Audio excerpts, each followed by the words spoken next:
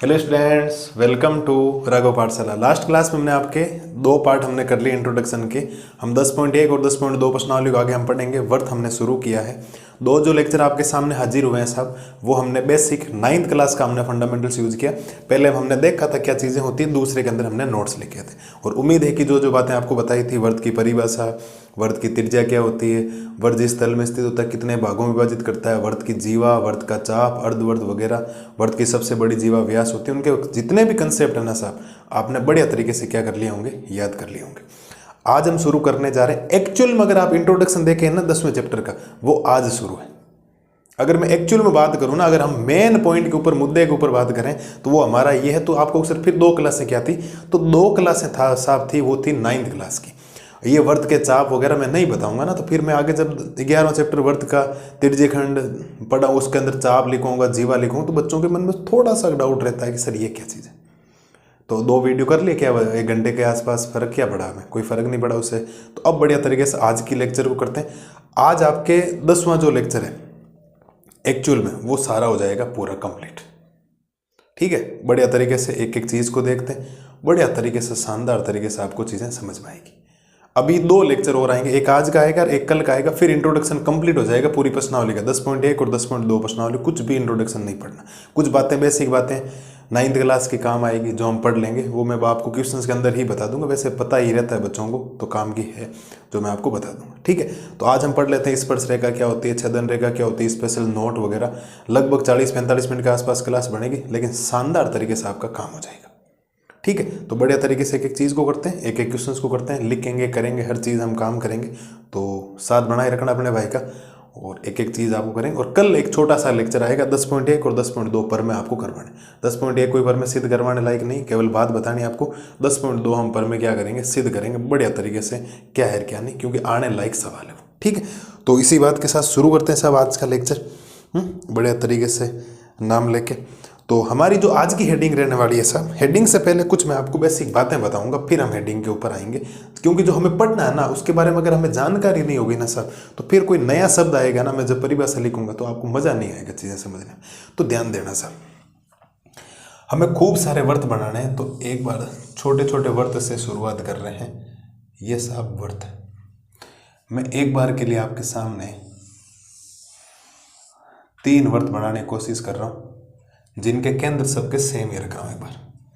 ठीक है साहब, मिटा लेंगे चीजों, कोई समस्या नहीं। और ये हो गया, ये वर्त का क्या हो गया, केंद्र हो गया। बढ़िया तरीके से ध्यान देना साहब, एक एक चीज के लेक्चर को हम करते हैं कंप्लीट, और एक एक चीज को समझने का क्या करते हैं साहब, प्रयास करते हैं, और बढ़िया तरीके से चीजों को समझेंगे। होता क्या है कि कोई भी जो चीज होती है ना, कोई भी जो आकृति होती है, उसकी 3 स्थितियां होती है। या तो आप उससे बाहर रह सकते हो, बाहर का मतलब चारों तरफ किधर भी, बाह्य भाग हो सकता है या तो उसका, या आप वर्त के ऊपर रह सकते हो, वर्त के ऊपर कहीं पर, या वर्त के अंदर रह सकते हो। मतलब कोई भी आकृति में 3 ही स्थितियां होती है। तो हम एक बिंदु रखेंगे, कौन सा, एक कोई पॉइंट हमने पी ले लिया, कोई भी पॉइंट।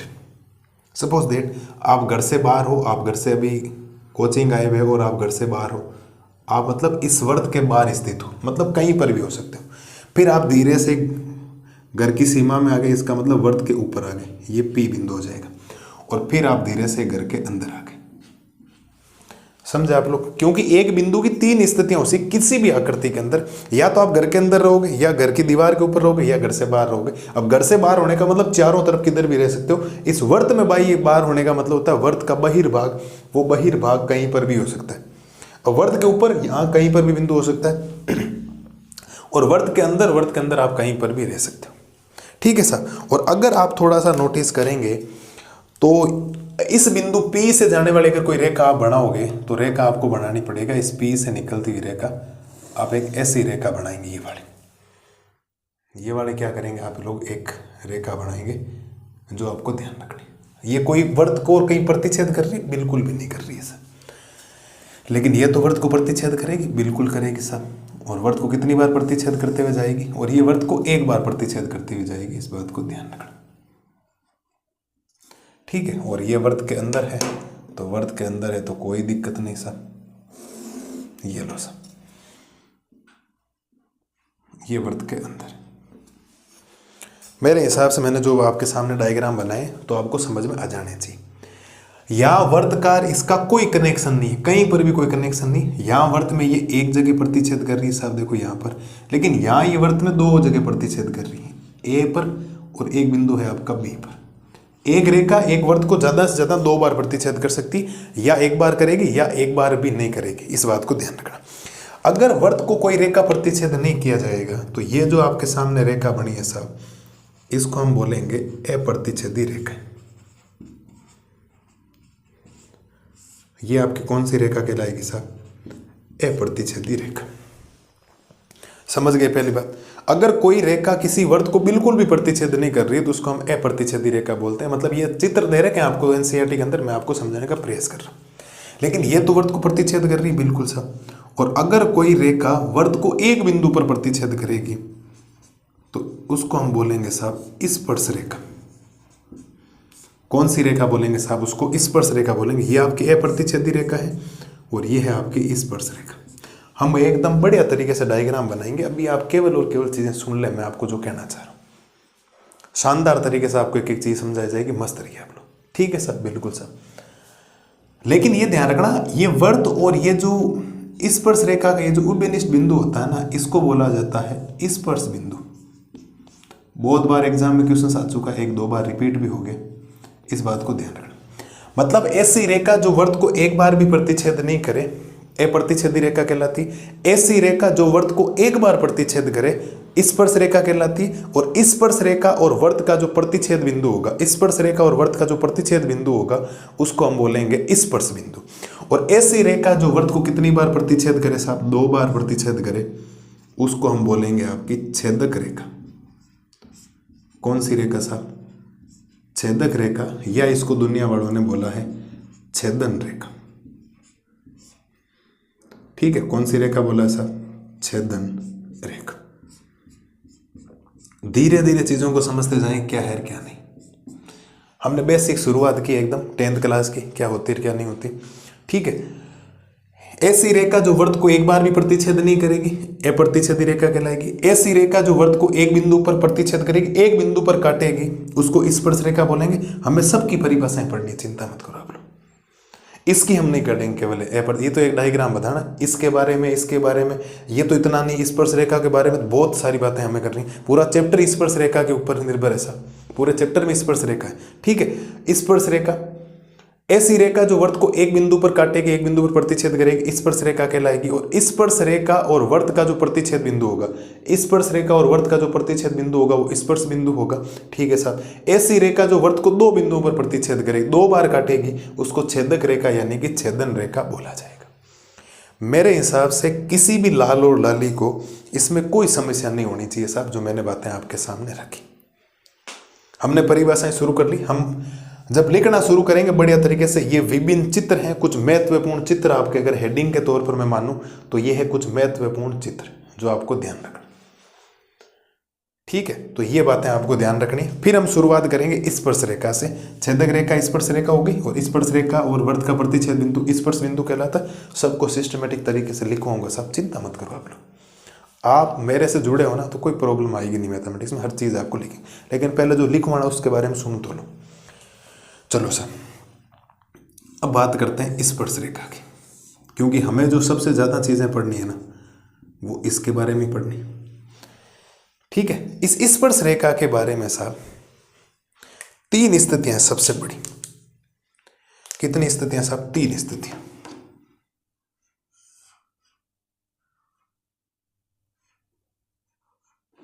मैं बनाता हूं, छोटे छोटे डायग्राम बना के आपको समझाने का प्रयास करता हूं, बाकी हम पूरी चीजें वैसे भी लिखेंगे।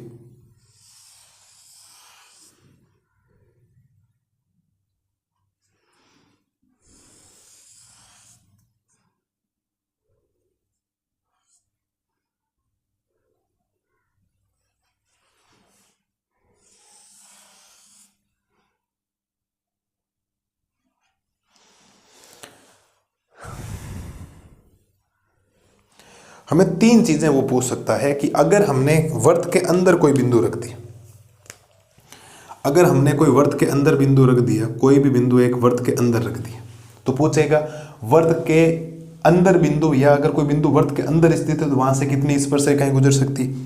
या आपसे पूछेगा साहब यदि बिंदु वर्त के ऊपर स्थित है या बिंदु वर्त के बाहर स्थित है। 3 स्थितियां ये बनाने की कोशिश करता है हर बार हमारे सामने। अगर मैं बात करूं तो सबसे बड़े जो काम की चीजें हैं वो 3 स्पर्श रेखा की 3 स्थितियां होती हैं। या स्पर्श रेखा में क्या होता है कि या तो बिंदु वर्त के अंदर हो सकता है या बिंदु वर्त के ऊपर हो सकता है या वर्त के बाहर स्थित हो सकता है। तो अगर आप इस वर्त के बिंदु से अंदर वाले बिंदु से कोई रेखा बनाएंगे, ठीक है, इसका मतलब ये अगर आप रेखा बनाने की कोशिश करेंगे ये वाला, तो ये यहाँ पर बिंदु था लेकिन यह 2 जगह प्रतिच्छेद कर गया। एक ए बिंदु पर प्रतिच्छेद कर गया और एक बी बिंदु पर प्रतिच्छेद कर गया। ये वाली बात आपको ध्यान रखनी, ठीक है। ये वर्त को 2 बार प्रतिच्छेद कर रही। और अगर आप यहाँ पर बात करेंगे बढ़िया तरीके से तो आप सोचेंगे कि सर ये वर्त को एक बार ही प्रतिच्छेद करते हुए जा रहा है, बिल्कुल सर। लेकिन अगर बाह्य बिंदु पर है ना, इसका मतलब ये वर्त को 2 बार प्रतिच्छेद करते हुए, ऐसे एक बार यहाँ करेगी और एक बार करेगी साहब यहाँ पर। आप धैर्य से सुने, मैं जिस दिन लिखवाना शुरू करूंगा ना इनको सिस्टमेटिक तरीके से, उस दिन मेरी गारंटी किसी बच्चे को किसी भी लाल और लाली को कोई समस्या आएगी नहीं, ठीक है। टेंशन मत लो आप लोग। ये ए बिंदु पर है और यहाँ कर रही है बी बिंदु पर। हमने 3 स्थितियां वापस बनाने की कोशिश की। अगर कोई पूछेगा कि यदि बिंदु वर्त के अंदर स्थित है, यदि बिंदु वर्त के अंदर स्थित है तो स्पर्श रेखाओं की संख्या कितनी होगी, तो आपको जवाब देना साहब 0। कोई भी स्पर्श रेखा है ही नहीं। क्यों? क्योंकि अगर ये वर्त को 2 बार स्पर्श कर रही है, इसका मतलब ये तो आपकी कौन सी रेखा कहलाएगी साहब? छेदन रेखा कहलाएगी। ऊपर लिखा हुआ है ना, क्या दिक्कत है? यदि बिंदु वर्त के अंदर स्थित है, मैं सारी बातें नोट डाल के लिखूंगा, चिंता मत करो। ये गुणधर्म है स्पर्श रेखा के, 3 गुणधर्म होते हैं। यदि बिंदु वर्त के अंदर स्थित है तो स्पर्श रेखाओं की संख्या कितनी होती है? 0 होती है। ये आपके एनसीईआरटी में सारी बातें लिखी हुई, ठीक है साहब, बिल्कुल साहब। अगर ये तो एक बार ही प्रतिच्छेद कर रही, इसका मतलब यहां तो स्पर्श रेखा बनेगी। क्या करेगी? स्पर्श रेखा बनेगी। इसका मतलब अगर वह बिंदु वर्त पर स्थित है यानी वर्त की परिधि पर स्थित है तो स्पर्श रेखाओं की संख्या कितनी बनेगी साहब? 1 बनेगी। यदि बिंदु वर्त पर स्थित है या वर्त की परिधि पर स्थित है तो स्पर्श रेखाएं कितनी बनेगी साहब? 1 बनेगी। और वर्त के एक बिंदु से एक स्पर्श रेखा खींची जा सकती, वर्त के एक बिंदु से एक स्पर्श रेखा खींची जा सकती है और वर्त पर अनंत स्पर्श रेखाएं खींची जा सकती। एक बिंदु से एक स्पर्श रेखा खींची जा सकती और स्पर्श रेखा बिना त्रिज्या के कभी नहीं बनती। इस बात को ध्यान रखना, कभी भी बिना त्रिज्या की स्पर्श रेखा नहीं बनती है। और स्पर्श रेखा और ये जो त्रिज्या होती है ना, आपस में हमेशा कितने डिग्री का कोण बनाती है साहब? 90 डिग्री का कोण बनाती है। कितने डिग्री का कोण बनाती है? 90 डिग्री का। इसका मतलब त्रिज्या स्पर्श रेखा पर लंब होती है और यही हमारा परमेय नंबर कितना है? परमेय 10.1 कहता है। हमारा परमेय नंबर जो 10.1 है ना, ये वही बात कहता है कि त्रिज्या स्पर्श रेखा पर लंब होती है या त्रिज्या और स्पर्श रेखा के बीच में कितने डिग्री का कोण बनता है? 90 डिग्री। इसका मतलब 90 डिग्री का कोण जिसको बनाना आता है वो स्पर्श रेखा बना देगा और स्पर्श रेखा बिना त्रिज्या के पॉसिबल नहीं है। ये बातें सारी आपको पता होनी चाहिए, सवालों में बहुत काम आती है, सारे नोट्स आपको याद होने चाहिए, ठीक है। यदि बिंदु वर्त के अंदर स्थित है तो स्पर्श रेखाओं की संख्या 0 होगी। छेदन रेखा मत बोलना, हमें छेदन रेखा नहीं पढ़ना, हमें स्पर्श रेखा से मतलब। छेदन रेखा तो कंडीशन बन गई है, ये कंडीशन बन गई इसलिए प्रतिच्छेदी रेखा बोलना पड़ रहा है, मुझे बताना पड़ रहा है, वरना जरूरत नहीं, हमें केवल और केवल स्पर्श रेखा से मतलब, ठीक है। तो यदि बिंदु वर्त के अंदर स्थित है, कहीं पर भी स्थित है तो स्पर्श रेखाओं की संख्या 0, वर्त पर स्थित है तो स्पर्श रेखाओं की संख्या 2 और वर्त के बाहर स्थित है, इसका मतलब वर्त के बाह्य बिंदु से वर्त पर कितनी स्पर्श रेखाएं खींची जा सकती है? 2 स्पर्श रेखाएं। कितनी स्पर्श रेखाएं? 2, क्योंकि ये भी एक रेखा है, वर्त को एक बार प्रतिच्छेद कर रही है, ये भी एक रेखा है, वर्त की एक स्पर्श रेखा। इसका मतलब यहाँ पर स्पर्श रेखाएं कौन कौन सी है? एपी और तथा में कौन सी है साहब? बीपी। इस बात को ध्यान रखना। इसका मतलब 2 स्पर्श रेखाएं आपके सामने बनी हुई और ये स्पर्श रेखाएं हमेशा ही लंबाई में बराबर होती। यहाँ से मैं कह सकता हूँ कि ये एपी और बीपी आपस में क्या होती है? बराबर। वर्त के बाह्य बिंदु से वर्त पर खींची गई स्पर्श रेखाओं की लंबाई आपस में क्या होती है? बराबर। और ये जो चीज़ आपको बोली है मैंने, ये आपको सिद्ध करना है साहब, परमेय 10.2। ये आपका कौन सा परमेय कहलाता है साहब? परमेय 10.2 की ये बातें करता है कि अगर आपको ये चीज़ करनी है तो आप ये ही करेंगे, दूसरा कोई काम नहीं करेंगे। मुझे नहीं लगता कोई समस्या आपको है। इसका मतलब वर्त के अंदर स्थित बिंदु से स्पर्श रेखाओं की संख्या, यदि कोई बिंदु वर्त के अंदर स्थित है तो स्पर्श रेखाओं की संख्या 0 होती है, कोई स्पर्श रेखा नहीं खींची जा सकती। अगर बिंदु कोई वर्त पर स्थित है या आप कह सकते हो वर्त की परिधि पर स्थित है तो स्पर्श रेखाओं की संख्या 1 होती है, और स्पर्श रेखा और त्रिज्या हमेशा 90 डिग्री का कोण बनाएगा, बिना त्रिज्या के आप स्पर्श रेखा नहीं बना सकते। और वर्त के बाहर स्थित बिंदु है, इसका मतलब वर्त के बाह्य बिंदु से वर्त पर स्पर्श रेखाओं की संख्या कितनी होती है? 2। वर्त के बाह्य बिंदु से वर्त पर 2 स्पर्श रेखाएं खींची जा सकती है, और जो दोनों स्पर्श रेखाएं आप खींचोगे बाह्य बिंदु से वो लंबाई में आपस में क्या होती है? बराबर होती है। इसका मतलब एपी और बीपी बराबर होगी। यही पर में आपका कौन सा है साहब? 10.2 है, जो आपको सिद्ध करना है। पर में 10.1 की भी बात हो गई, पर में 10.2 की भी बात होगी। कुछ बातें और निकल के आएगी, चिंता मत करो, अभी और है। अब मैं आपके सामने कुछ रखता हूं सर। देखो ये वाला यहाँ अगर बात करेंगे, यहाँ अगर बात करें तो ये त्रिज्या है, तो त्रिज्या और स्पर्श रेखा ये तो 90 डिग्री का कोण यहाँ बनेगा, और ये भी कितना बनेगा? 90 डिग्री, क्योंकि त्रिज्या और स्पर्श रेखा 90 डिग्री कोण बनाएगी। तो यहाँ एक कोण बना है साहब, कोण AOB, मतलब ये कोण त्रिज्याओं के बीच में बना, क्योंकि ये दोनों क्या त्रिज्या हैं, और ये कोण 2 स्पर्श रेखाओं के बीच में बना, कोण APB। 2 त्रिज्याओं के बीच बना कोण, 2 स्पर्श रेखाओं के बीच बने कोणों का अगर आप योग करेंगे तो वो योग आएगा साहब 180 डिग्री। कितना? 180 डिग्री। और ये हमारा 10.2 है ना, उसका क्वेश्चन नंबर 10 है सर।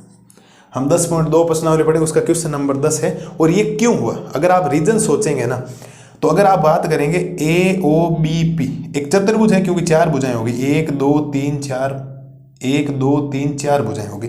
और अगर कोई चतुर्भुज है तो चतुर्भुज की चारों भुजाओं के कोणों का योग कितना होता है? कोण A प्लस का कोण AOB प्लस का कोण B, ठीक है, और प्लस का कोण APB अगर आप जोड़ेंगे तो ये आपके चतुर्भुज के चारों अंत्य कोणों का योग कितना होता है? 360 डिग्री।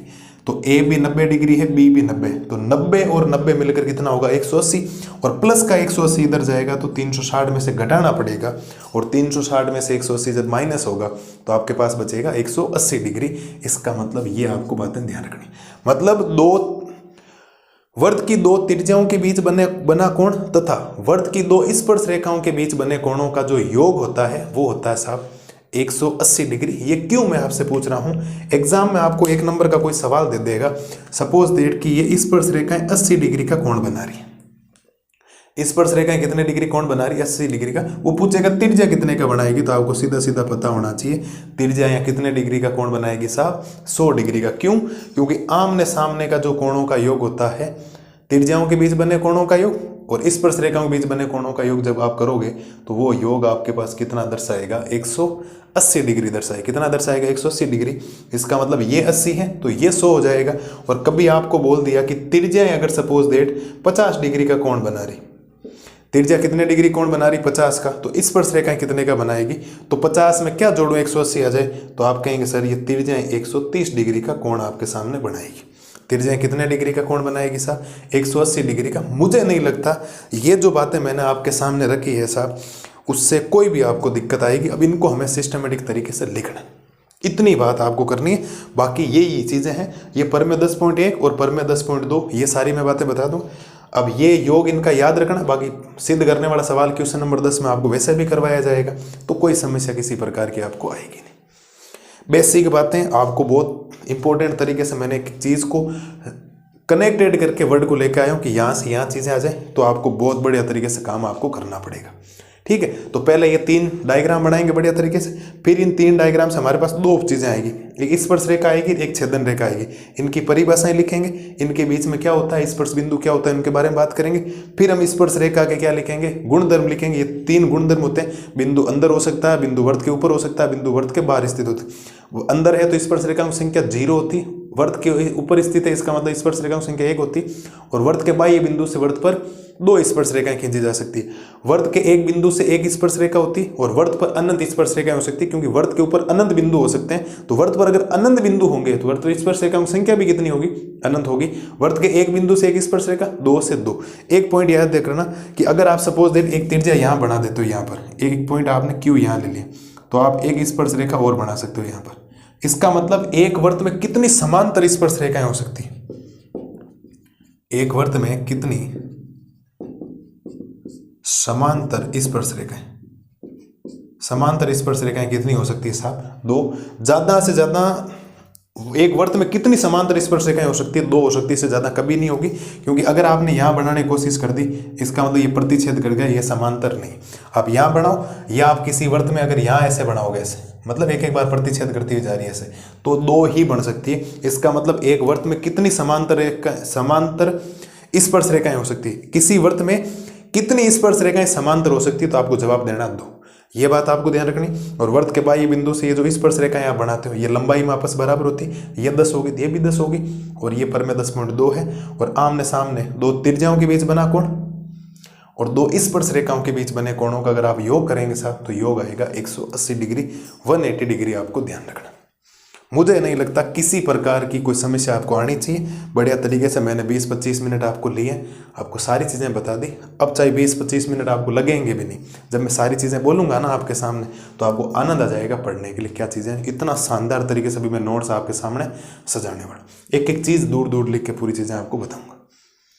क्या मेरे लाल और लालियों को बात समझ में आई या नहीं? बोलो सब। पक्की बात है, बढ़िया तरीके से आपको समझना। अब मैं अगली स्लाइड से शुरू करता हूँ। पहले ये डायग्राम बताता हूँ इनके बारे में, फिर स्पर्श रेखा और छेदन रेखा की परिभाषा लिखते हैं, फिर स्पर्श रेखा गुणधर्म लिखेंगे। ये पर में 10.1 और पर में 10.2 कल की क्लास में करेंगे, आज नहीं, पूरा सेपरेट अलग से करेंगे, उसको बढ़िया तरीके से काम करें। एक बार आपको ये देखना चाहिए जो चीज़ें आपको बताई, तो बढ़िया तरीके से ये आपको चीज़ें समझनी है। अगली स्लाइड में मैं आपको करवाता हूँ इनके नोट्स। अब देखो साहब, शुरुआत करते हैं हम अपने नोट्स की तरफ से। अभी हमने चीज़ें समझ ली, 20-21 मिनट हमें लगे, बढ़िया तरीके से चीज़ें हमारे दिमाग में आ गई। तो अब नोट्स लिखने में कोई ज़्यादा दिक्कत आपको नहीं आएगी। 1 घंटे का मैंने आपको बोला था, 20 मिनट हुए, 40 मिनट में मैं सारी बातें आपको लिखवा दूँ। कम समय में लिखवा दूँ, लेकिन सारी बातें आपको लिखवाई जाए। तो अभी जो हमारी हेडिंग रहने वाली है साहब, हमारी जो सबसे पहली हेडिंग होगी वो होगी कुछ महत्वपूर्ण चित्र। इसके बारे में आपको कुछ महत्वपूर्ण क्या करना है साहब, चित्र ध्यान रखने हैं, जो आपके सामने मैं रख रहा हूँ। अभी मैंने सबसे पहले यही किया था, क्योंकि मैं ये चीज़ें आपको क्यों बता रहा हूँ। अगर ये नहीं बताऊंगा ना साहब, तो आपको स्पर्श रेखाएं कभी समझ में नहीं आएगी, फिर क्या करो बताओ, कोई मतलब ही नहीं है उनका समझने का। ठीक है, तो ये बातें आपको ध्यान रखनी। अब देखो, पढ़ते हैं कुछ महत्वपूर्ण चित्रों के बारे में, और चित्र मैं आपके सामने बना रहा हूँ। वर्त तो आपके इतना सही बने या नहीं बने क्या पता। ठीक है, 3 चित्रों के बारे में हम शुरुआत कर रहे हैं। नंबर ए से ही हम करेंगे बढ़िया तरीके से। ये आपका वर्त बन गया, और ये बना देते हैं वर्त का केंद्र, जिसको आप ओ बोलेंगे। ठीक है सर। और नंबर 2 की बात करते हैं।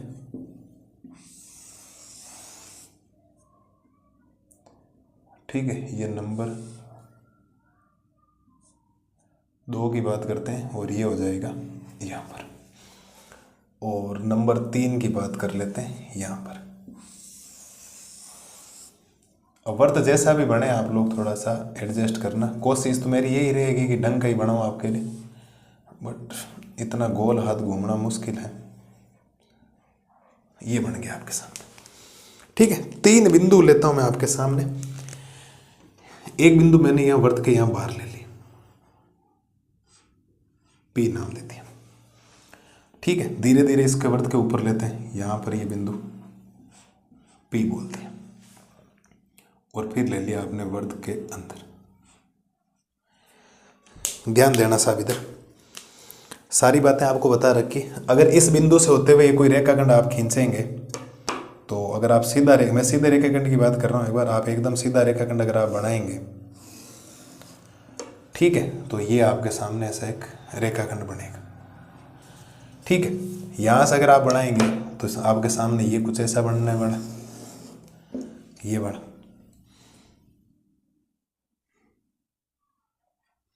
और इससे अगर जाता हुआ आप बनाएंगे,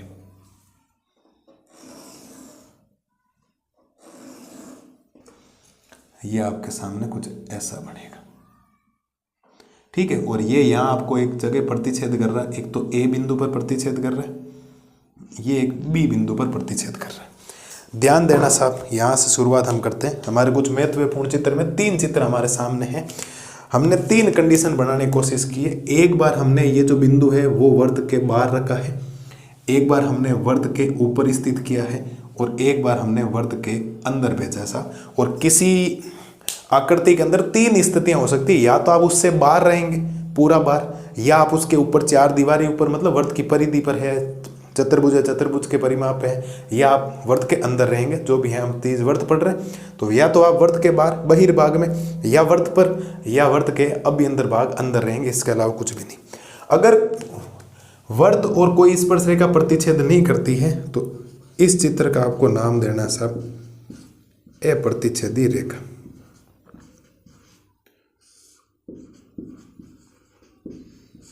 कौन सी रेखा नाम देना साहब? अप्रतिच्छेदी रेखा।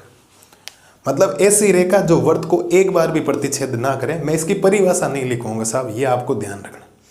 ऐसी रेखा जो वर्त को एक बार भी प्रतिच्छेद नहीं करे अप्रतिच्छेदी रेखा कहलाती। वर्त की अप्रतिच्छेदी रेखा, बाकी आपने समांतर रेखाएं, अप्रतिच्छेदी रेखाएं, एक ही वर्ड होता है, आपने सुना होगा समांतर और अप्रतिच्छेदी रेखा। प्रतिच्छेदी रेखा होते हैं ऐसी रेखा जो वर्त को एक बार भी प्रतिच्छेद नहीं करे, किसी भी बिंदु पर प्रतिच्छेद नहीं करे, किसी भी बिंदु पर काटे नहीं, उसको अप्रतिच्छेदी रेखा बोला जाएगा।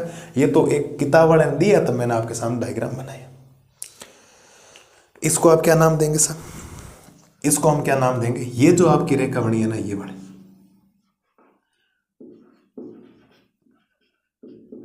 ये आपकी कौन सी रेखा है साहब? स्पर्श रेखा। कौन सी रेखा है? स्पर्श रेखा है। इसका मतलब ऐसी रेखा जो वर्त को एक बार प्रतिच्छेद करे, वर्त की स्पर्श रेखा कहलाती है। और वर्त की स्पर्श रेखा में ये जो बिंदु आपके सामने, ये जो दिखाई दे रहा है आपको, ये पॉइंट जो, ये इसका क्या कहलाता है?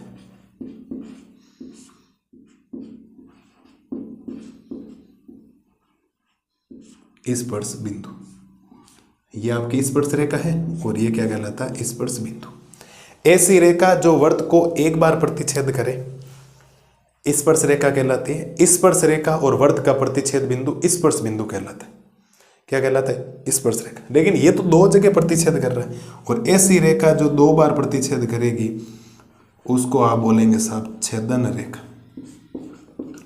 क्या बोलेंगे साहब? छेदन रेखा, जिसका दूसरा नाम कहीं की किताबों में छेदक रेखा भी लिखा हुआ है। क्या लिखा हुआ है? छेदक रेखा भी लिखा है। क्या मेरे लाल और लालियों को तीनों चित्र आपको समझ में आ गए? ऐसी रेखा जो वर्त को एक बार भी प्रतिच्छेद नहीं करे अप्रतिच्छेदी रेखा कहलाती है। आप चाहें तो परिभाषा नोट कर सकते हैं मैं जो बोल रहा हूँ। ऐसी रेखा जो वर्त को एक बार भी प्रतिच्छेद नहीं करे अप्रतिच्छेदी रेखा कहलाती है। इनके बारे में पूरा हम डिस्कशन कंप्लीट करेंगे अलग वाली स्लाइड में। आगे वाली जो स्लाइड आने वाली है ना, उसके अंदर पूरा लिखेंगे इनके बारे में, और ये तो आपको डिटेल से पढ़ना पूरा स्पर्श रेखा। और ऐसी रेखा जो वर्त को एक बार प्रतिच्छेद करे, ऐसी रेखा जो वर्त को एक बार प्रतिच्छेद करे, वर्त के एक बिंदु पर काटे, वो आपकी स्पर्श रेखा कहलाती है। और स्पर्श रेखा और वर्त का जो प्रतिच्छेद बिंदु होता है, स्पर्श रेखा और जो वर्त का प्रतिच्छेद बिंदु होता है, वो स्पर्श बिंदु कहलाता है। और ऐसी रेखा जो दो बिंदुओं पर प्रतिच्छेद करे, दो बिंदुओं पर वर्त को काटे, ए और बी कैसे भी काट सकता है, कहीं पर भी दो बार अगर काटे तो उसको छेदन रेखा यानी कि छेदक रेखा कहा जाता है। इन दोनों की परिभाषा मैं अगली स्लाइड में पूरी लिखवाऊंगा। परिभाषा लिखवाने के बाद इसको तो पूरा राम कहानी पढ़नी है आपको, हर पूरी जगह यही है। ये तो इनकी परिभाषाएं देके छोड़ दिया है। छेदन रेखा की परिभाषा पढ़नी, कोई पूछ ले ऐसी रेखा जो वर्त को दो बार प्रतिच्छेद करे, खाली जगह कहलाती है छेदन रेखा। वर्त को एक बार प्रतिच्छेद करे स्पर्श रेखा, वर्त को बिल्कुल भी प्रतिच्छेद नहीं करे अप्रतिच्छेदी रेखा, बात खत्म।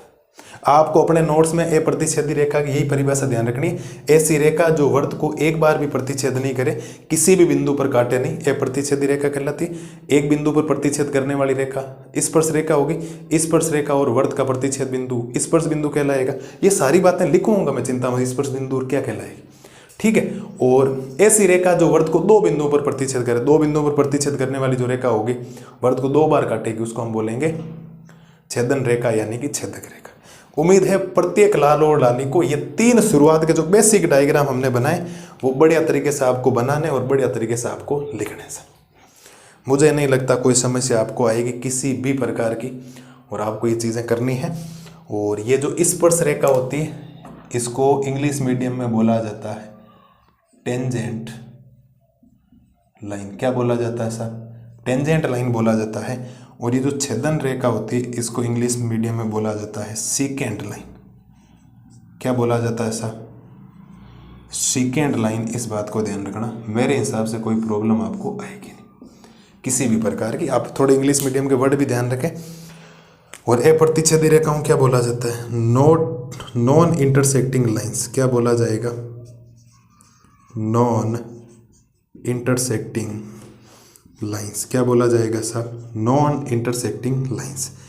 इस बात को आपको ध्यान रखना। ये तो आपको याद ही नहीं रखना, ऐसे ही मैंने डायग्राम बनाया क्योंकि मेरे को 3 स्थितियां बनानी थी ना, वर्त के बाहर, वर्त पर और वर्त के अंदर। ठीक है, तो बढ़िया तरीके से ये है, क्योंकि मैं सीधा अगर डायरेक्ट स्पर्श रेखा और छेदन रेखा पे आ जाता ना तो ये आपको समझ में नहीं आता। किताब वाले ने डायग्राम दिए और बहुत बढ़िया काम किया, नहीं देता तो भी मैं आपको बताता, कोई दिक्कत नहीं, क्योंकि 3 स्थितियां बनती है किसी आकृति में। वर्त का बहिर्भाग होता है, वर्त का अभ्यंतर भाग होता है और वर्त का स्वयं वर्त ही होता है, तो फिर तो कोई दिक्कत ही नहीं है ना किसी प्रकार की। तो ये है साहब लाल और लालियों आपके सामने बेसिक शुरुआत हमारी हुई है 10.1 की। एक्चुअल में 10.1 का यही परिचय, अगर हम बेसिक तरीके से बात करें तो आपको ये ध्यान रखना। चलो साहब देखो, एक बार देखो आप इनको क्या करना है, क्या आपको नहीं करना चाहिए। मेरे हिसाब से कोई समस्या आपको आएगी नहीं। बढ़िया तरीके से स्क्रीनशॉट वगैरह लो, वीडियो को पॉज करो, जितनी जैसे बातें लिखी वैसी की वैसे आपको लिखनी। और वर्त बनाने की आदत तो डाल ही लो अब, है ना। प्रकार वगैरह आपके पास कंपास वगैरह होगा, उससे बना लिया करो, कोई दिक्कत नहीं। तो ये है साहब आपके सामने कुछ महत्वपूर्ण चित्र में 3 बातें, बढ़िया तरीके से इनका लो। अगली स्लाइड में हम लिखेंगे स्पर्श रेखा की परिभाषा, फिर छेदन रेखा की परिभाषा, वापस चित्र भी बनाएंगे शानदार तरीके से। स्पर्श बिंदु क्या होता है क्या नहीं होता इसके बारे में बात करेंगे, सारी चीज़ें आपको समझा दी जाएगी। मस्त रहिए आप लोग, ठीक है। और ये 90 डिग्री का कोण बनता है स्पर्श रेखा के बीच में, ये सारे मैं लास्ट के अंदर जब पूरी भाषा पढ़ा दूंगा ना आपको, फिर नोट डाल के आपको स्पेशल पॉइंट लिखवाऊंगा। वर्त में अनंत त्रिज्याएं होती है, अनंत व्यास होते हैं, अनंत जीवाएं होती है, सारा काम करके आपको एक बिंदु से एक स्पर्श रेखा हो सकती है, वर्त पर अनंत स्पर्श रेखाएं खींची जा सकती, सारे पॉइंट आपको सिस्टमेटिक तरीके से लिखूंगा, बीच में कचरा नहीं करूंगा साहब आपके लिए, है ना। तो जैसा करवा रहा आपका भाई, आप करते जाओ, आपका काम हो जाएगा। ले लो साहब स्क्रीनशॉट वगैरह लो बढ़िया तरीके से, मुझे नहीं लगता कोई समस्या आपको आएगी किसी भी प्रकार की, ठीक है। ले लो फटाफट स्क्रीनशॉट वगैरह लो सब, ठीक है। डायग्राम ऊपर नीचे आप तो सही बना लेने में हो जाएगा आपका काम। ले लो साहब स्क्रीनशॉट वगैरह लो, फटाफट लो, और फिर आगे की बातें शुरू करते हैं और आगे की बातें लिखते हैं। स्पर्श रेखा और छेदन रेखा के बारे में आपको परिभाषाएं पढ़नी, ठीक है। तो उम्मीद है बढ़िया तरीके से स्क्रीनशॉट वगैरह आपने ले लिया होगा, बढ़िया तरीके से समझ लिया होगा। अगली स्लाइड में मैं आपको करवाता हूं स्पर्श रेखा और छेदन रेखा के बारे में। अब देखो साहब पढ़ते हैं स्पर्श रेखा और छेदन रेखा के बारे में बढ़िया तरीके से परिभाषाएं। तो हमारी जो पहले हेडिंग रहने वाली है वो रहेगी स्पर्श रेखा के बारे में। किसके बारे में रहेगी साहब? पहली जो हेडिंग रहेगी वो रहेगी साहब स्पर्श रेखा के बारे में। अब स्पर्श रेखा की क्या परिभाषा होती है इसके बारे में डिस्कशन करते हैं बढ़िया तरीके से, और एक एक चीज़ को क्या करते हैं, नोट करते हैं। तो आप परिभाषा लिखेंगे ऐसी रेखा, ऐसी रेखा, ऐसी रेखा जो वर्त को, ऐसी रेखा जो वर्त को, एक मिनट भाई, ऐसी रेखा जो वर्त को, एक मिनट भाई, एक मिनट। ऐसी रेखा जो वर्त को एक बिंदु पर, ऐसी रेखा जो वर्त को एक बिंदु पर प्रतिच्छेद करे,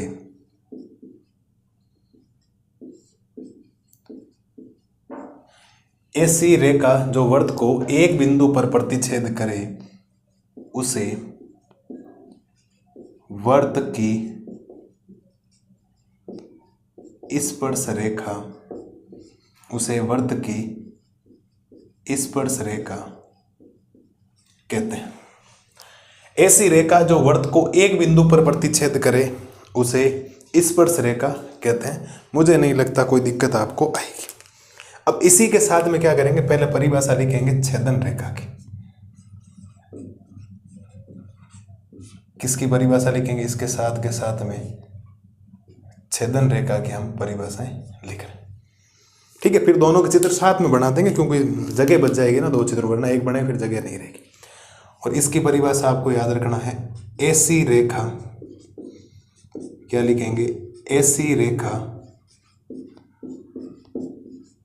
जो वर्त को, ये को सही नहीं लग रहा है क्या? बिल्कुल मैं सही कर देता हूँ, वर्त की यहाँ सही कर देता हूँ, चिंता मत करो, जल्दबाजी में लिख गया होगा, ये की है, ठीक है।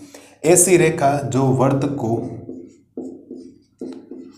2 बिंदुओं पर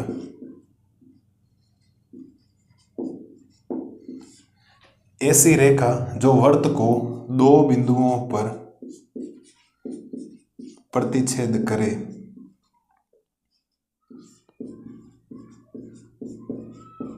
उसे छेदन रेखा कहते हैं। प्रतिच्छेद करे उसे छेदन रेखा कहते हैं। ऐसी रेखा जो वृत्त को दो बिंदुओं पर प्रतिच्छेद करे उसे छेदन रेखा कहते हैं, और ऐसी रेखा जो वृत्त को एक बिंदु पर प्रतिच्छेद करे उसे स्पर्श रेखा कहते हैं। अब दोनों के चित्र बनाते हैं साहब अलग अलग, ठीक है। साथ में बना देता हूं ताकि बहुत बढ़िया तरीके से आपका काम हो जाएगा। शाबाश, गोला ठीक बन गया ना? अच्छा बना ना? बिल्कुल बन गया सर, है ना। भिन्न प्रकार के इतना अच्छा बन जाए और क्या चाहिए आपको। ये इसका केंद्र हो गया। शाबाश, ये भी अच्छा बना। ये लो सर, अब रेखाएं बनाते हैं अभी, क्या है क्या नहीं। तो स्पर्श रेखा वृत्त को कितने बिंदुओं पर प्रतिच्छेद करेगी? एक बिंदु पर। तो यहां बिंदु लेते हैं साहब P, और इस बार P ले लेते हैं अंदर, ठीक है। तो यहां से एक रेखा बनाते हैं बढ़िया तरीके से, साफ सुथरी, और एक एक चीज आपको भी समझा दी जाएगी। ये हमने बना दी एक रेखा, ठीक है साहब। ये बन गई हमारे पास रेखा, और ये वृत्त को कितनी जगह प्रतिच्छेद कर रही? एक जगह ही प्रतिच्छेद कर रही, ठीक है।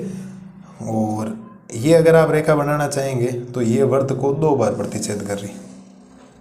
कितनी बार प्रतिच्छेद कर रही है साहब? वृत्त को दो बार। कितनी बार प्रतिच्छेद कर रही है साहब? वृत्त को दो बिंदुओं पर प्रतिच्छेद कर रही है। एक तो बिंदु यहाँ है जिसको ए नाम देंगे आप लोग, एक बिंदु है यहाँ पर जिसको आप बी नाम देंगे, ठीक है साहब। तो यहाँ तक आपको कोई दिक्कत आएगी नहीं, और ये सारे चित्र मैं आपको बता चुका हूँ, ठीक है। तो ये एक बार प्रतिच्छेद कर रही, इसका मतलब ये वृत्त की क्या कहलाएगी? स्पर्श रेखा। वृत्त की क्या कहलाएगी? आपके स्पर्श रेखा हम इसको बोलने वाले हैं। और ये जो आपके सामने इसका प्रतिच्छेद बिंदु P दिख रहा है, ये इसका क्या कहलाएगा साहब? स्पर्श बिंदु कहलाएगा। ये इसका क्या कहलाएगा?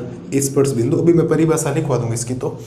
और ये वृत्त को दो बार प्रतिच्छेद कर रही है, इसका मतलब हम इसको जो नाम देने वाले हैं वो हम देंगे इसको छेदन रेखा। क्या नाम देंगे साहब? इसको छेदन रेखा नाम देंगे। उम्मीद है ये दोनों परिभाषाएं आपको इजी वे में क्या हो जानी चाहिए? समझ में आ जानी चाहिए। ऐसी रेखा जो वृत्त को एक बिंदु पर प्रतिच्छेद करे उसे वृत्त की स्पर्श रेखा कहते हैं। ये स्पर्श रेखा एक बार प्रतिच्छेद कर रही है। ऐसी रेखा जो वृत्त को दो बिंदुओं पर प्रतिच्छेद करे, ये दो बिंदुओं पर प्रतिच्छेद कर रही है, इसका मतलब छेदन रेखा कहलाती है। एबे सेदे का कोई सवाल आ सकता है कि ऐसी रेखा, या पूछ ले स्पर्श रेखा वृत्त को कितने बिंदुओं पर प्रतिच्छेद करती? तो एक बार। स्पर्श रेखा वृत्त को कितनी बार प्रतिच्छेद करती? तो दो बार।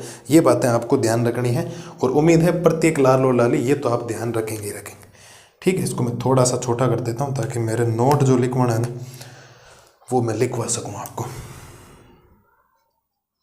ठीक है। जो मेरे को नोट लिखवाना है वो आपको मैं लिखवा सकूँ।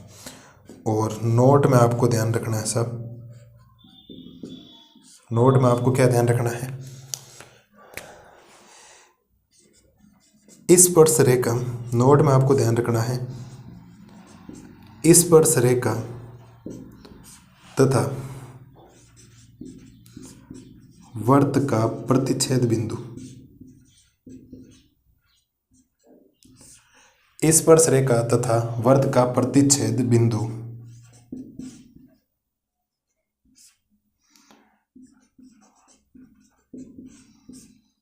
स्पर्श बिंदु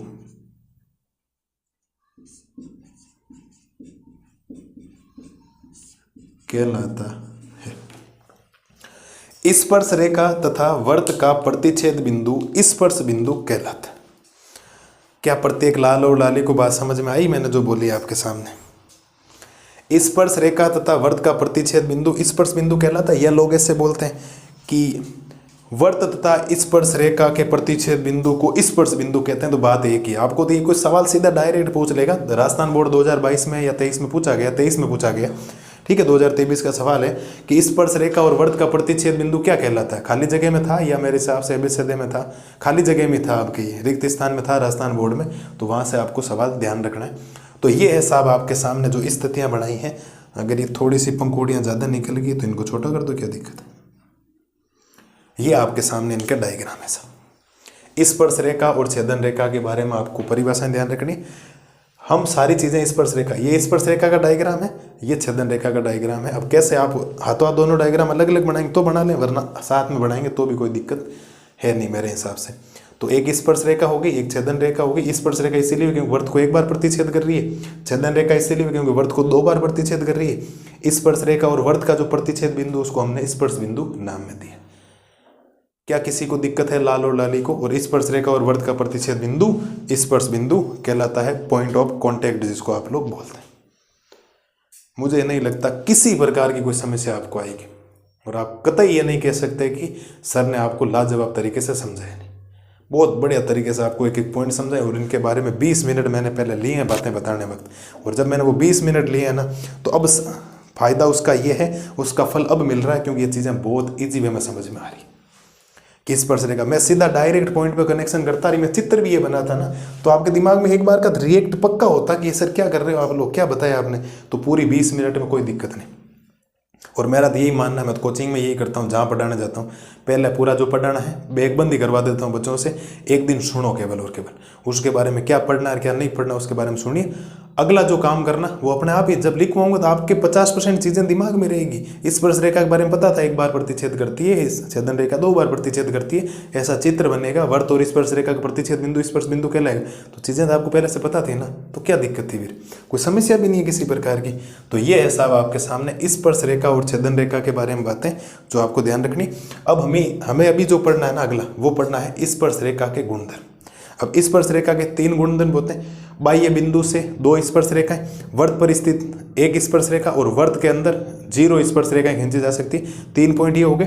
फिर उनके नोट डाल के पॉइंट लिखे, हमारी क्लास हो जाए खत्म। घंटे भर की कोशिश यही है कि करवा दूं, नहीं होगी तो कोई समस्या है नहीं, करना तो पड़ेगा काम, जाएंगे क्या, या तो कल क्लास और लेंगे। बाकी कोशिश ये है कि घंटे भर में करूँ, ज़्यादा अगर 1 घंटे 10 मिनट की हुई तो क्लास तो आपको लेनी पड़ेगी। नोट्स में छुड़वा नहीं सकता, सारी चीज़ें आपको बतानी पड़ेगी। नोट्स आप पढ़ लोगे तो सवालों में कुछ है ही नहीं, 10 पॉइंट है तो सीधी सीधी हवा हो जाएगी, कुछ भी नहीं है दिक्कत। ठीक है साहब, तो ये है स्पर्श रेखा और छेदन रेखा के बारे में बातें। बढ़िया तरीके से लो साहब, पहले स्क्रीनशॉट वगैरह लो इसका शानदार तरीके से, क्योंकि आपके भाई ने आपको बहुत बढ़िया तरीके से चीज़ें समझाने का प्रयास किया। एक एक चीज़ आपके लिए लिखी है, एक एक चीज़ आपको समझाइए कंप्लीट करके। लो स्क्रीनशॉट वगैरह लो, और जो बातें लिखवाता हूँ उनको हाथों हाथ लिख लिया करें, रिएक्ट करें उनका ना। जिस दिन एग्जाम दोगे ना उस दिन आपको लगेगा कि पेपर तो हमें पूरा ही आता है ना, क्योंकि पेपर तो आपको आएगा, आप पढ़ के जाओगे तो किसको पेपर नहीं आएगा, पूरी चीज़ें आपको ही आएगी और किसको आएगी। ले लो साहब स्क्रीनशॉट वगैरह ले लो, परिभाषाएं याद करनी है, दूसरा कोई ऑप्शन नहीं, ये चीज़ भी आपको याद करनी है। अगली हेडिंग हम पढ़ेंगे स्पर्श रेखा के गुणधर्म क्या होते हैं, 3 बिंदु, फिर कुछ बातें हैं बेसिक और बातें करके आज की क्लास को करते हैं खत्म। ज़्यादा कोई समय अब लगेगा नहीं, ज़्यादा समय लगता है उनके बारे में बताने में पहले चीज़ें, मैं 20 मिनट बचाने के चक्कर में होता है ना तो अभी क्लास खत्म ही कर देता। मेरे तो फायदा है भाई, चीज़ें कम बोलनी पड़े, लेकिन समझ में नहीं आती है ना, मैं तो अपने हिसाब से पढ़ाऊँगा और लाजवाब तरीके से आपको चीज़ें समझाऊँगा। तो ये है साहब आपके सामने स्पर्श रेखा और छेदन रेखा के बारे में बातें।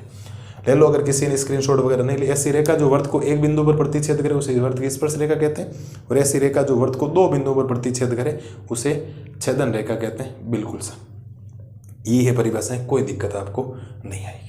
ठीक है, तो बढ़िया तरीके से स्क्रीनशॉट वगैरह आपने ले लिया होगा। अगली हेडिंग हम पढ़ते हैं स्पर्श रेखाओं के गुणधर्म। अभी देखो हमने पढ़ी थी स्पर्श रेखाओं की परिभाषा और छेदन रेखा की परिभाषा। अब हम जो पढ़ने जा रहे हैं साहब वो हम पढ़ेंगे स्पर्श रेखाओं के गुणधर्म। स्पर्श रेखाओं गुणधर्म कौन सी सर? हमने देखा था पॉइंट अंदर हो तो कितनी स्पर्श रेखाएं हो सकती है, बाहर हो तो, और वर्त के ऊपर स्थित हो तो। एक एक चीज को ध्यान से सुनना सब, ठीक है। तो हेडिंग है स्पर्श रेखाओं,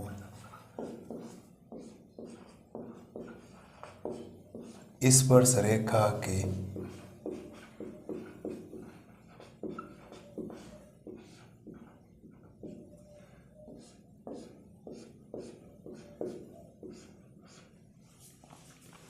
हाँ जी सर, हेडिंग है स्पर्श रेखा के गुणधर्म। और स्पर्श रेखा के गुणधर्म में हम पहली जो हेडिंग लगाएंगे वो हम लगाएंगे सर नंबर 1।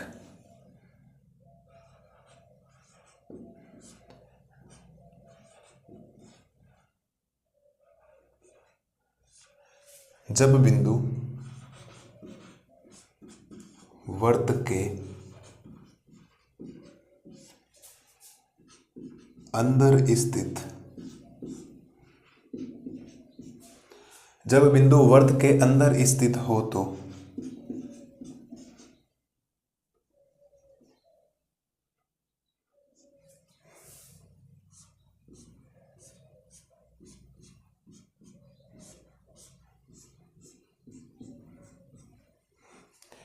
इसके अंदर पहला गुणधर्म ऐसा, जब बिंदु वर्त के अंदर स्थित हो तो हमें बताना स्पर्श रेखाएं कितनी बनेगी।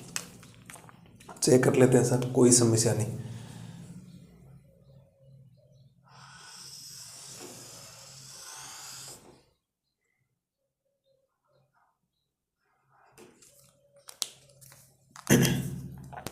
ये वर्त का केंद्र है और बिंदु हमने रखा है वर्त के अंदर।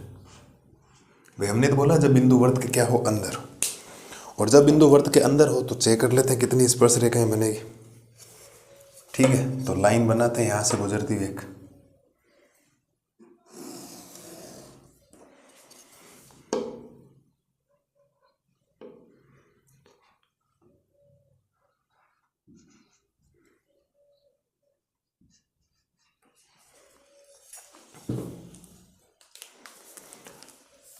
हाँ जी साहब, बताओ मेरे को, बताओ कितनी स्पर्श रेखाएं हो सकती। हमें कोई छेदन रेखा की बात नहीं करनी, हमें ओनली फॉर स्पर्श रेखा की बात करनी, क्योंकि हम जो पढ़ रहे हैं ना साहब वो स्पर्श रेखा ही पढ़ रहे हैं एक्चुअल में। ठीक है, बता दो साहब, इस चित्र में स्पर्श रेखाओं की संख्या बताओ आप लोग।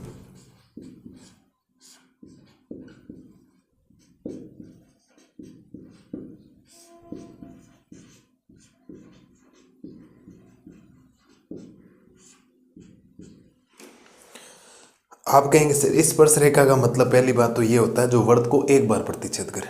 मैं बात सही कह रहा हूँ? स्पर्श रेखा का मतलब होता है जो वर्त को एक बार प्रतिच्छेद करे, लेकिन ये तो वर्त को कितनी बार प्रतिच्छेद कर रही है? 2 बार प्रतिच्छेद कर रही है। और अगर कोई रेखा 2 बार प्रतिच्छेद करे इसका मतलब ये तो स्पर्श रेखा है ही नहीं।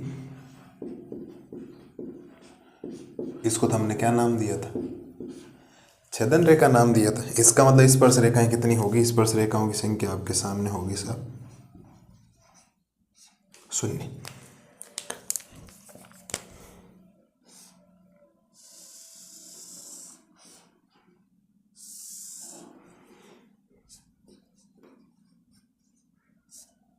फटाक से बात आपको समझ में आ जानी चाहिए सर। जब बिंदु वर्त के अंदर स्थित हो तो स्पर्श रेखाओं की संख्या 0 होगी। कोई पूछेगा वर्त के अंदर वाले बिंदु से, जब बिंदु वर्त के अंदर स्थित हो तो स्पर्श रेखाओं की संख्या कितनी होगी? तो आपको जवाब देना 0। स्पर्श रेखाओं की संख्या बराबर 0 मैंने आपके सामने लिख दी और दिखाई भी दे रहा है, वैसे भी कोई दिक्कत नहीं। ठीक है साहब, ये आपके सामने हो गया साहब इसका पहला पॉइंट। कौन सा पॉइंट हो गया साहब? पहला पॉइंट। अब बात करते हैं पॉइंट नंबर 2 की। जब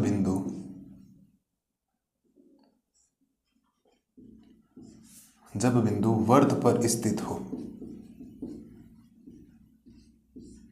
जब बिंदु वर्त पर स्थित हो, या आप इसी बात को कह सकते हो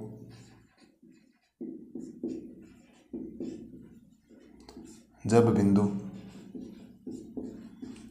वर्त की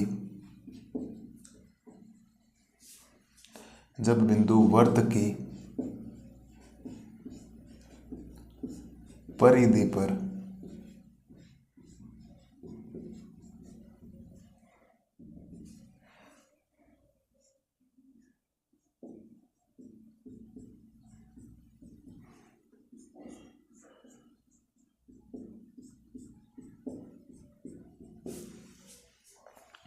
जब बिंदु वर्त की किस पर स्थित हो? परिधि पर स्थित हो। तो चेक कर लेते हैं साहब क्या बनेगा।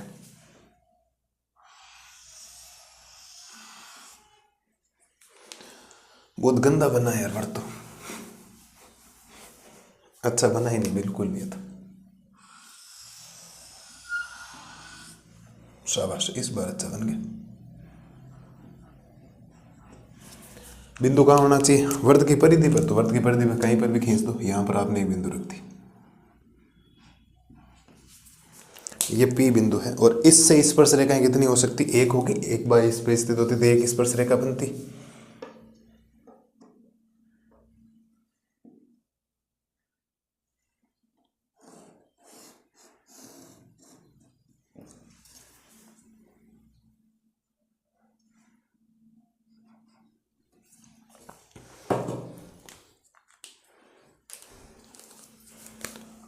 ये एक बार प्रतिच्छेद कर रही है और कोई भी रेखा अगर एक बार प्रतिच्छेद करती है तो वो क्या कहलाती है? आपकी स्पर्श रेखा।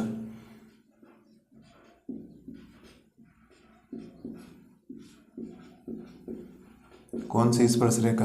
और ये जो इसका प्रतिच्छेद बिंदु, इसको क्या बोला जाता है? स्पर्श बिंदु। ये सारी बातें लिख चुका हूं, लेकिन तो भी मैं बार बार वापिस से रिपीट करूंगा तो आपको क्या हो जाएगी? याद हो जाएगी। ठीक है, तो अब कोई आपसे पूछेगा, नीचे ये लिख देता हूं,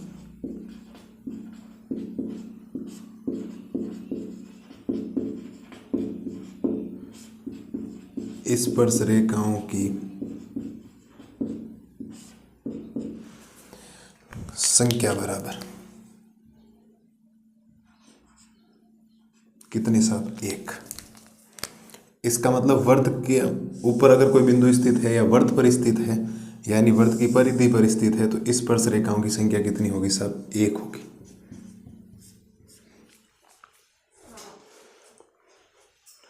ठीक है, तो मेरे हिसाब से कोई दिक्कत है नहीं। अगर वर्त के अंदर है तो स्पर्श रेखाओं की संख्या 0, अगर वर्त पर स्थित है इसका मतलब स्पर्श रेखाओं की संख्या क्या है? एक है। अब लास्ट पॉइंट इसके अंदर बचा है,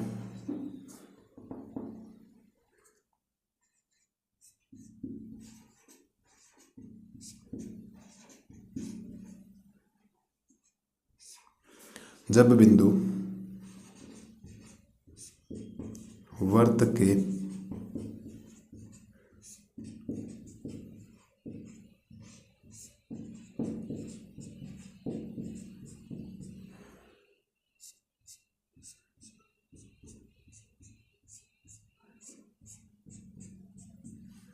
क्या है? जब बिंदु वर्त के बाहर स्थित हो तो। चलिए सर इसको भी देख लेते हैं, बाहर वाले को।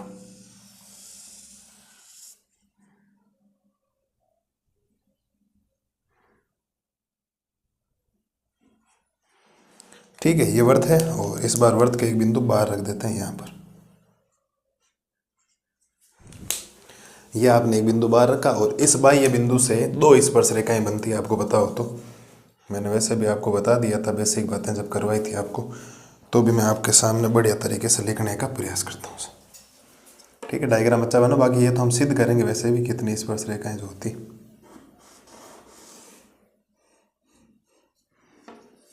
ओ, ये तो प्रतिच्छेद कर ही नहीं है ना।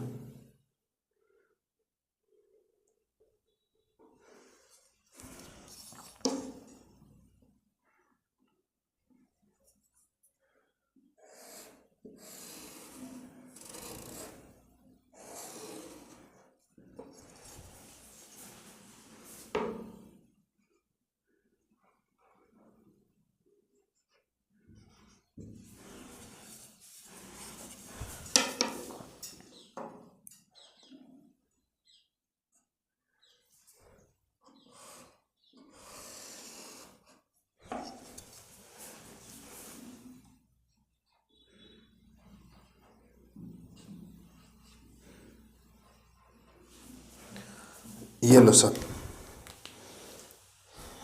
अब आपको लिखना, ये दो स्पर्श रेखाएं हो गई। इसका मतलब अगर यहाँ है तो यहाँ अगर आपसे कोई पूछेगा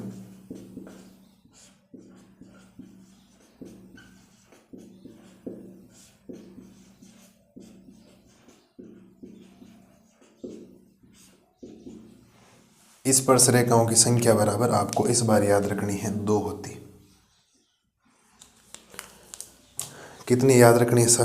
2 याद रखनी, इस बात को ध्यान रखना। ये लो सर, ये हो गए स्पर्श रेखाओं के गुणधर्म साहब। बढ़िया तरीके से एकदम हमने एक एक चीज को कंफर्म क्लियर किया है। आपको चित्र याद नहीं रखने, चित्र से ज्यादा इंपॉर्टेंट है इनकी भाषा। कोई बोलेगा यदि बिंदु वर्त के अंदर स्थित हो तो स्पर्श रेखाएं कितनी खींची जा सकती है? आपको जवाब देना 0।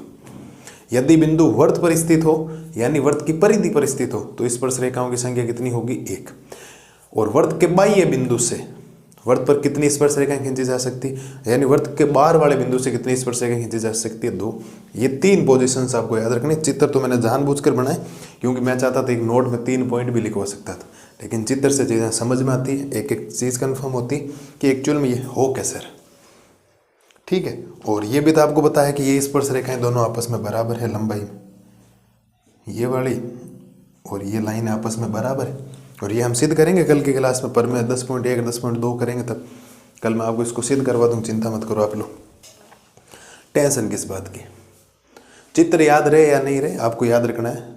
वर्त के अगर कोई बिंदु वर्त के अंदर स्थित है तो स्पर्श रेखाएं 0 होगी, यदि बिंदु वर्त पर स्थित है यानी वर्त की परिधि पर स्थित है तो स्पर्श रेखाएं 1 होगी, और यदि बिंदु वर्त के बाहर स्थित है यानी कि वर्त के बाह्य बिंदु से वर्त पर 2 स्पर्श रेखाएं खींची जा सकती है। ये बात आपको ध्यान रखनी है, और कुछ भी ध्यान नहीं रखना आप लोगों को। ये है ऑलमोस्ट नोट्स खत्म हो गए, कंप्लीट के कंप्लीट। अब तो इनको लिखवाना है, ये बराबर होती और यहाँ कोण 90 डिग्री का 180 डिग्री का बनता है, त्रिज्या और स्पर्श रेखा 90 डिग्री का कोण बनाती। ये तो पर में भी मैं बताऊंगा, लेकिन अगली स्लाइड में मैं नोट डाल के पॉइंट लिखूंगा, 7 से 8 पॉइंट लिखूंगा जो आपको रखने सीधे सीधे याद। उनको कंटेस्ट कर लेना आप लोग और आपकी प्रश्नावली बहुत ईजी हो जाएगी सर। और कल की क्लास आपके भाषा की लास्ट क्लास है, मैं चाहता तो कल की क्लास 10.2 में भी ला सकता था, लेकिन 10.2 कुछ नहीं, भाषा हो गई सो हो गई, कोई दिक्कत आपको आएगी नहीं। ठीक है, तो ये है साहब आपके सामने बढ़िया तरीके से चीज़ें जो आपको करनी, क्योंकि जो कल करवाऊँ वो 10.2 की है एक्चुअल में भाषा, तो फिर प्रश्नावली 10.1 करवानी एक्चुअल में, तो पर में है दोनों हो जाएंगे, उसमें भी कोई प्रॉब्लम आपको आएगी नहीं। देखो साहब, इनको देखो, पहले तो इनको देखना बहुत जरूरी।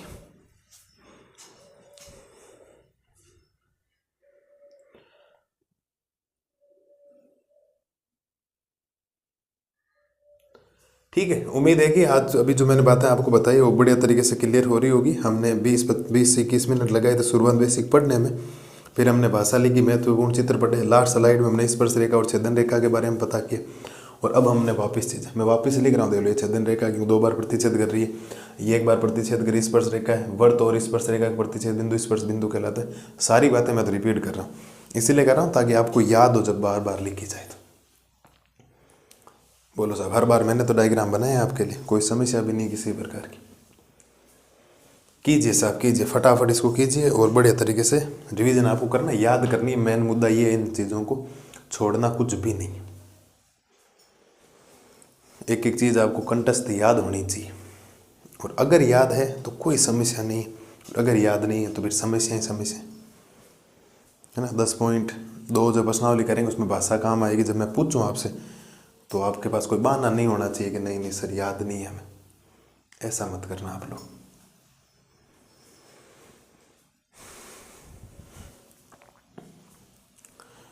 ले लो सब स्क्रीनशॉट वगैरह लो, फिर मैं मिटाता हूँ इसको फटाफट। ले लो सब स्क्रीनशॉट वगैरह लो फटाफट, ले लो सब, ले लो। ठीक है, तो उम्मीद है जो बातें आपको बताई गई वो आपको समझ में आ गई होगी। अगर बिंदु वर्त के अंदर स्थित है तो स्पर्श रेखाओं की संख्या 0 होगी, वर्त पर स्थित है तो स्पर्श रेखाओं की संख्या 1 होगी, और वर्त के बाहर स्थित है यानी कि वर्त के बाह्य बिंदु से वर्त पर 2 स्पर्श रेखाएं खींची जा सकती। जो बातें बताई आपको कंटेस्ट करनी, लिखना बढ़िया तरीके से। अगली स्लाइड में मैं आपको एक स्पेशल नोट डाल के कुछ पॉइंट्स लिखवाता हूँ 7-8, वो आपको याद करने, और आज की क्लास क्या हो जाएगी आपके खत्म। अब देखो, नोट डाल के आपको कुछ पॉइंट्स लिखवाता हूँ जो आपको कंटेस्ट याद होने चाहिए सर। ठीक है, तो ध्यान देना इधर आप लोग, मतलब इसमें कोई बहाना मत करना कि सर मुझे याद नहीं होंगे, मतलब याद होना चाहिए, मतलब याद होना ही चाहिए किसी भी कंडीशन से। नोट के अंदर मैं आपको पॉइंट लिखवाता हूँ, ध्यान देना साहब इधर।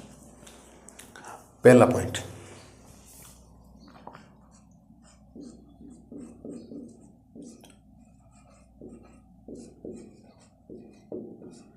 एक वर्त में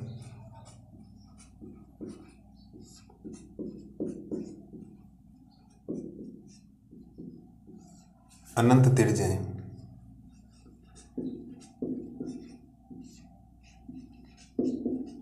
कोमा अनंत व्यास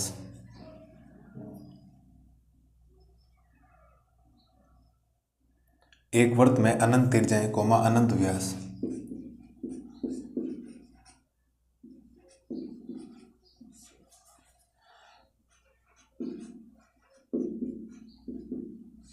अनंत जीवाएं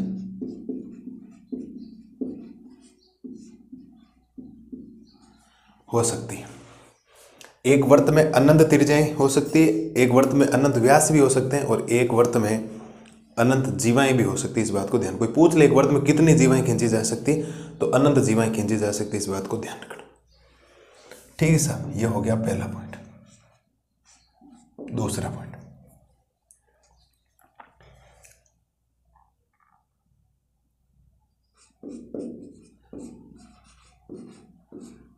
एक वृत्त पर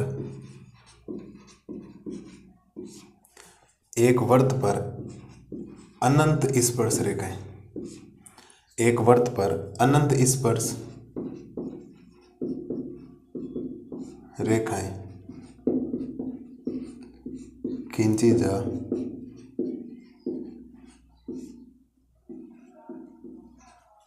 एक वृत्त पर अनंत स्पर्श रेखाएं खींची जा सकती है। आपको सर आप तो एक एक बता रहे थे, वो तो एक बिंदु से थी ना। एक वृत्त पर अनंत स्पर्श रेखाएं हो सकती है, एक वृत्त पर अनंत स्पर्श रेखाएं खींची जा सकती। तीसरा पॉइंट,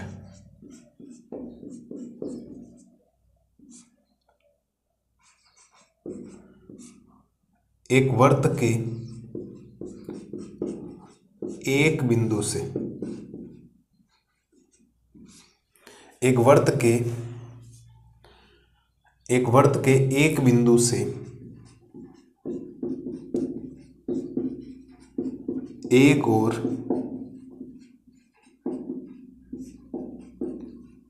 केवल एक स्पर्श रेखा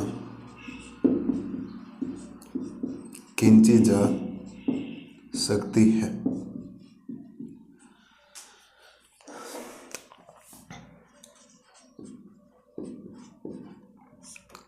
अर्थात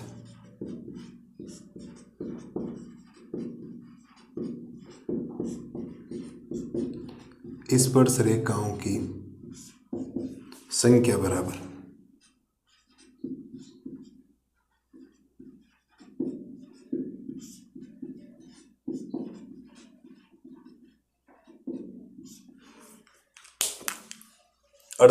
स्पर्श रेखाओं की संख्या बराबर बिंदुओं की संख्या। मैं समझाता हूं ये क्या है। राजस्थान बोर्ड में आया हुआ क्वेश्चन से भाई, ये बड़ा आया था। ये तो इंपॉर्टेंट है ही, लेकिन ये और इंपॉर्टेंट है। बच्चों के बहुत ज़्यादा कंफ्यूज रहता है कि सर हम क्या लिखें।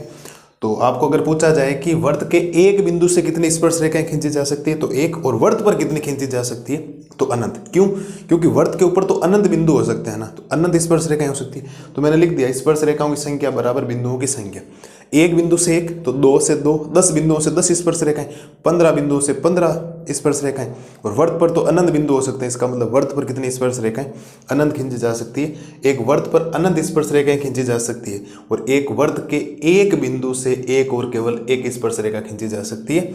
यह राजस्थान बोर्ड में जो तीसरा पॉइंट है, राजस्थान बोर्ड 2023 का क्या है, क्वेश्चन है साहब, जो आपको ध्यान रखना।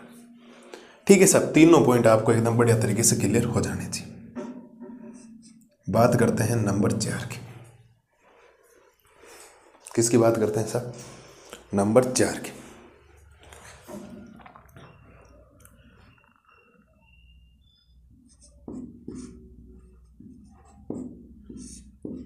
आप लिखेंगे त्रिज्या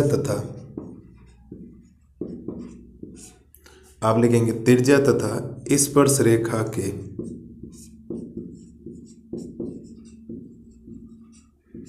मध्य 90 डिग्री का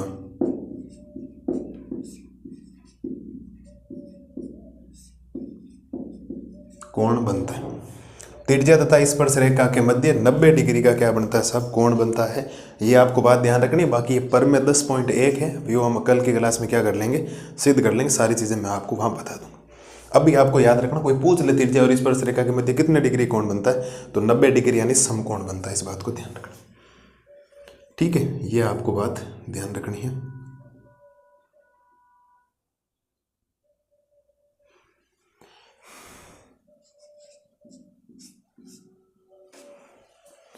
पॉइंट नंबर 5, त्रिज्या तथा स्पर्श रेखा के मध्य 90 डिग्री का कोण बनता है।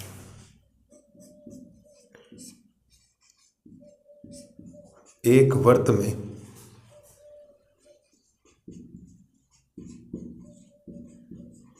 अधिकतम 2 स्पर्श रेखाएं, एक वृत्त में अधिकतम 2 स्पर्श रेखाएं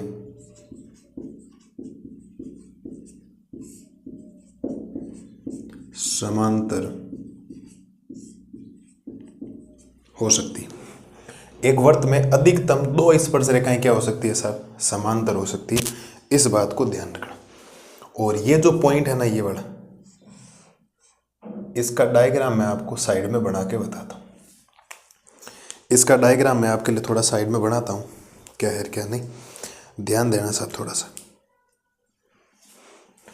ताकि काम आएगा कभी।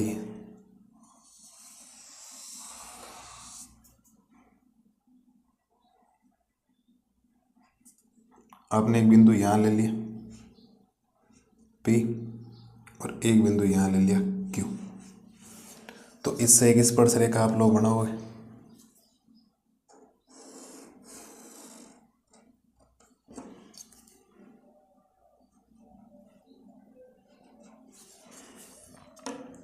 एक स्पर्श रेखा इससे बनाओगे।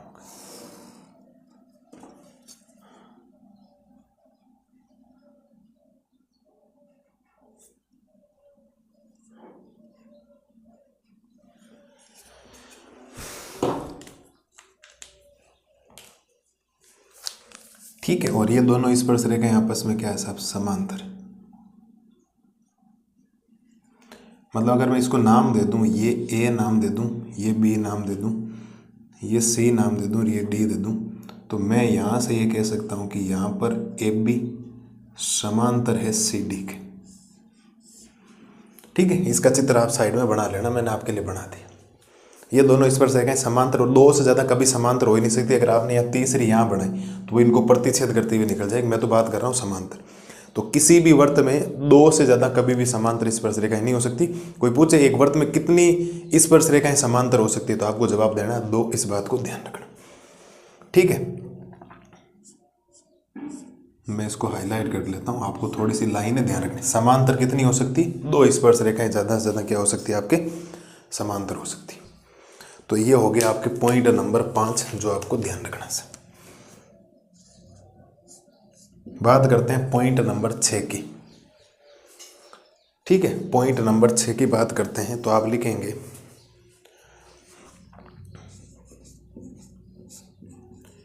वृत्त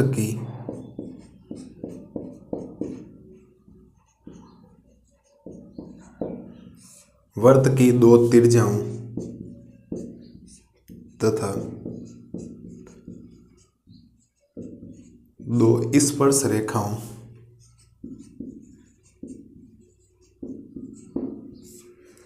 वृत्त की 2 त्रिज्याओं तथा 2 स्पर्श रेखाओं के मध्य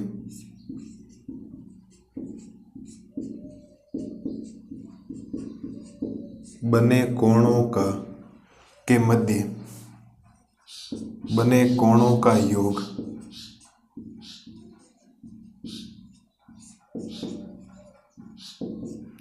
संपूरक होता है।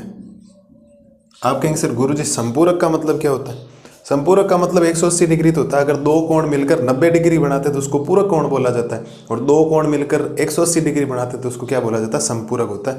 इस बात को आपको क्या रखना है साहब? ध्यान रखना है। तो वृत्त की 2 त्रिज्याओं तथा 2 स्पर्श रेखाओं के मध्य बने कोणों का योग क्या होता है? संपूरक होता है। आपके लिए डायग्राम बना रहा हूं।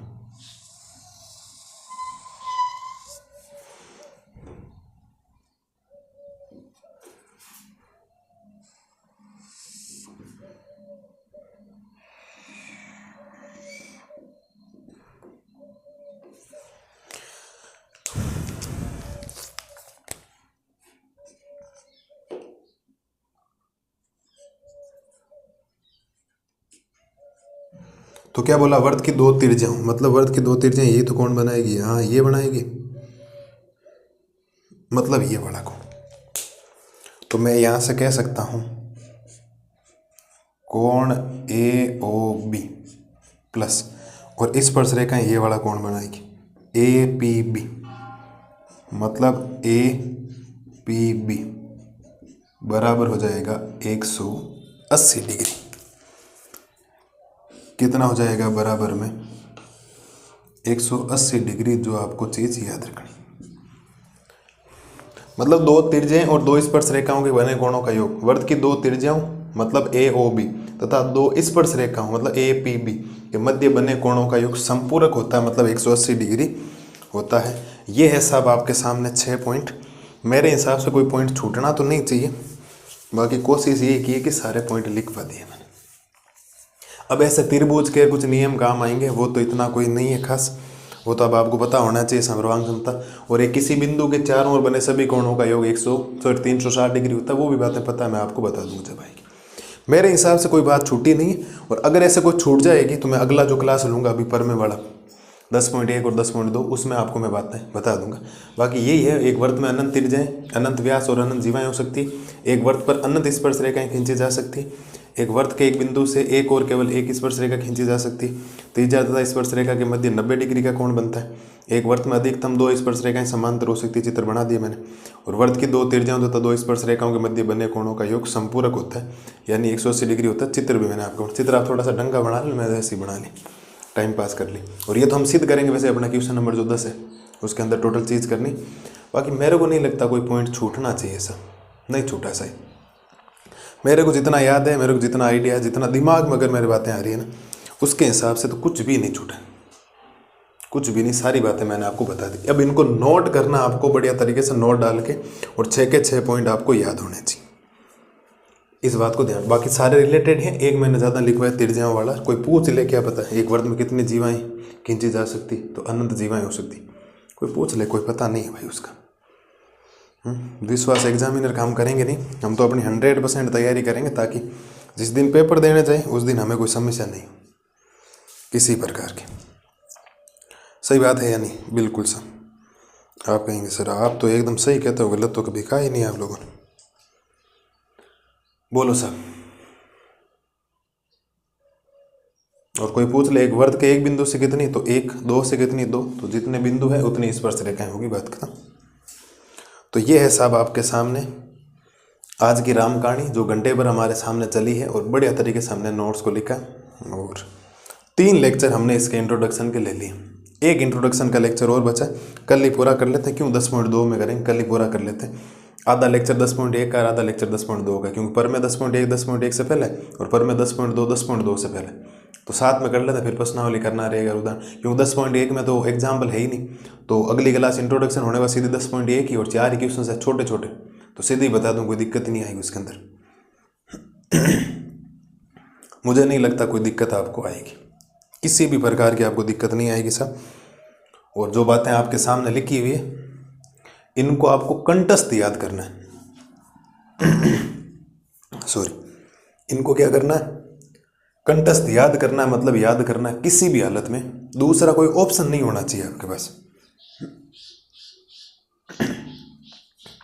ठीक है, कर लोगे नहीं याद? बिल्कुल सब नोट करो, पहले तो स्क्रीनशॉट वगैरह लो बढ़िया तरीके से, सारी बातें जो लिखी है उसका पूरा समाधान साइड में लिखा हुआ आपके लिए, और कोई समस्या आपको नहीं आएगी मेरे लाल और लालियों को, क्योंकि समस्या का समाधान आपका भाई कर रहा है, और क्या चाहिए आप लोगों को?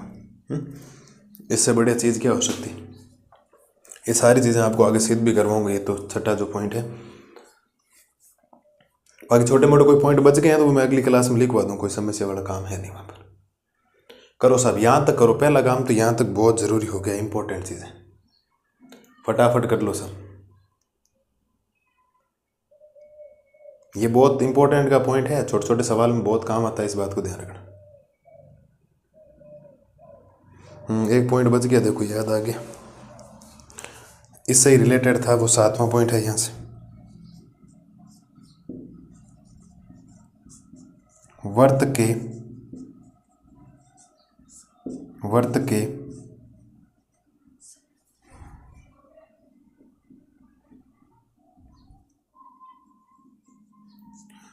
के बाह्य बिंदु से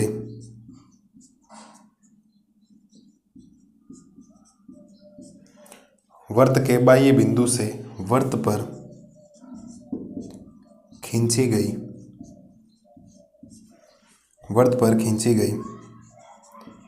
स्पर्श